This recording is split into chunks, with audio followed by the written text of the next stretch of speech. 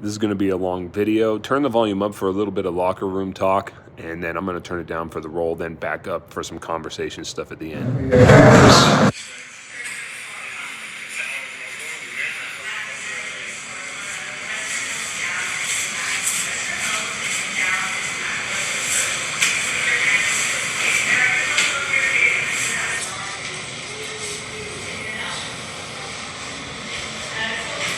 I heard you saw my mom. Oh, yeah? Yeah, God rest her soul. Something about sticking your manhood into her box of ashes? Was that what you said? I didn't mean it.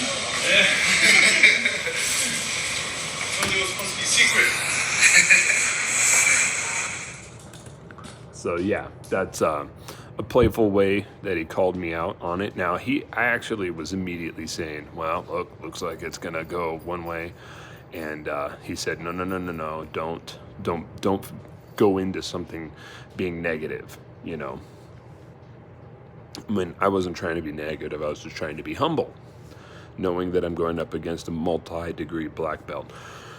So yeah, we got a very similar thing here we've seen many times, but I'm trying to break his guard, and he's doing this thing, and he explains it to me later, where he's doing like a half sweep, where he starts to tip me over and doesn't tip me over, and that makes me work pretty hard.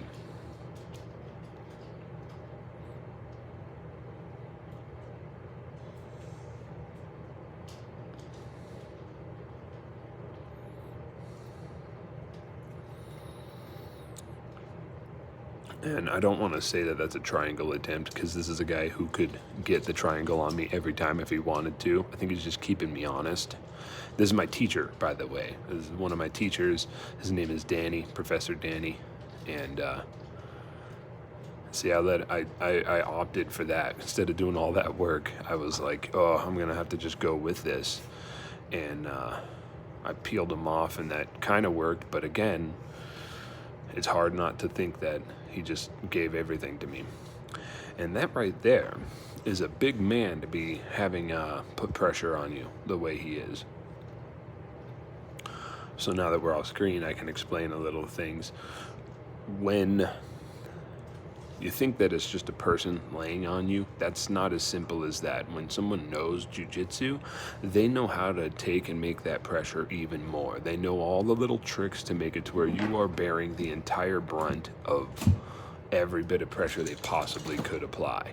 It's even more than their weight, because they can actually use your own body as leverage to apply more pressure. So they can get the hooks under your legs and straighten their body out. So it's their weight plus the strength of their legs and their hips and their back, putting pressure onto your hips, keeping you from doing pretty much anything.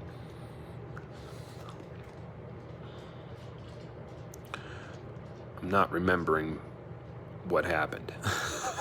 It was kind of all a blur. So, but I know at some point he gets me over back into on screen. I might turn the volume up because I get the feeling he's talking. All right.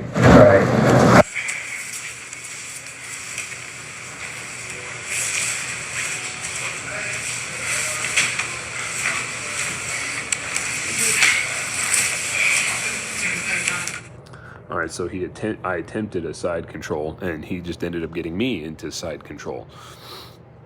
And we're just kind of shit-talking a little bit. And it doesn't look like I was doing much of anything. I was trying to take a breather, but I'm having to, it's more uncomfortable than it looks. I'm having to flex all of my core muscles just to breathe, like, a little bit. And there's no space for me to do much of anything. I'm having to just keep my hands. Notice how I keep my hands tight. That's the only reason why he wasn't probably going for any submission there. And again, this is a guy who pretty much can fold me up, do whatever he wants. But so he's obviously letting me work in some ways and keeping me honest in other ways.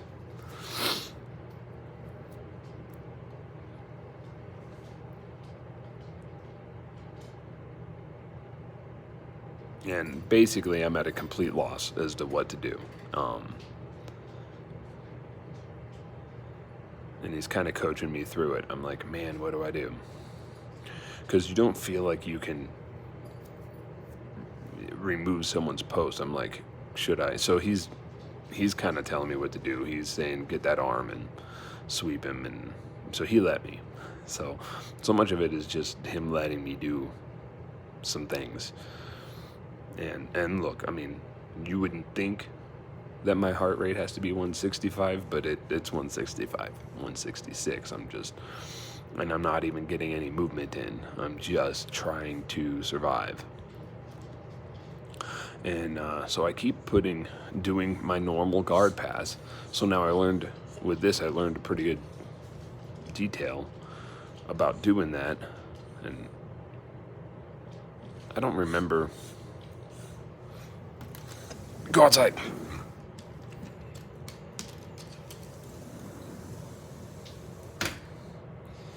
Sorry, the dog. All right, so I'm gonna turn this up. So we don't think about this motion, but when somebody gets a hold of the corner, boom, rotate. There you go. So you go here. Yeah. Feel all your strength come back. It's a super simple motion. It'll bring all the strength back in. So you watch your elbow. Arm up. Instead of just using like your shoulder, it's going like this, and it's got everything. We talk about elbows and stuff. Wherever the elbow is, it comes off.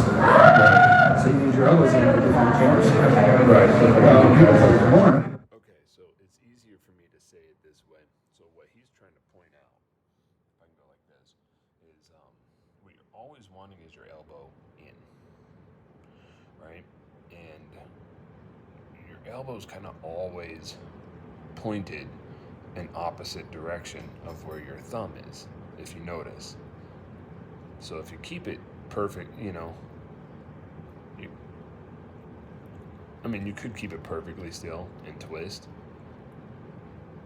but even then it points in a little bit and it moves in a little more. So I'm always wanting to put my elbow in like this. So what he was saying is that people forget to do that and then go in. You just start doing this. And so if you twist that, you got a much better chance of going in to keep something from happening. So he had me into a Kimura, which pulls your arm like this. And a lot of times I'm only focusing on grabbing this or pulling up like this, but if I had turned my thumb in, I would have had a lot more strength to go against them trying to break my shoulder, essentially. I think we were supposed to count.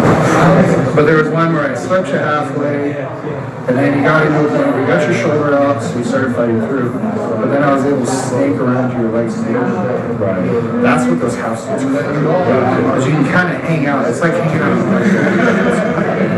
Where you're initiating the sweep. But the goal is not necessarily to finish the sweep. The goal is to create a momentum. So you're one chest game part of it. Where, I mean, like I said, it just made you.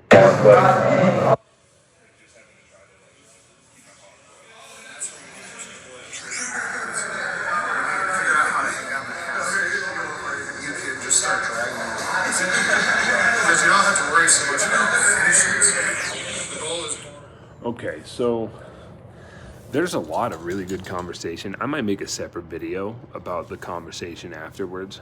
But for this, I'm gonna call it because it turns into like a 14-minute video, and it gets messed up with some of the other conversations the other guys were having. But you can get an idea of the environment.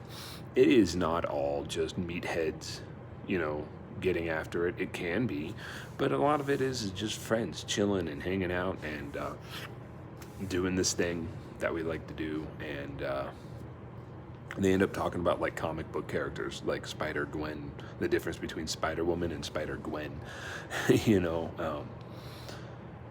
yeah, things like that. So so you get an anyways, you get an idea, and I might make a separate video on just the conversation, the kind of philosophy of jiu-jitsu that Danny was talking about. And yeah, hope you enjoyed it. Have a good day, guys.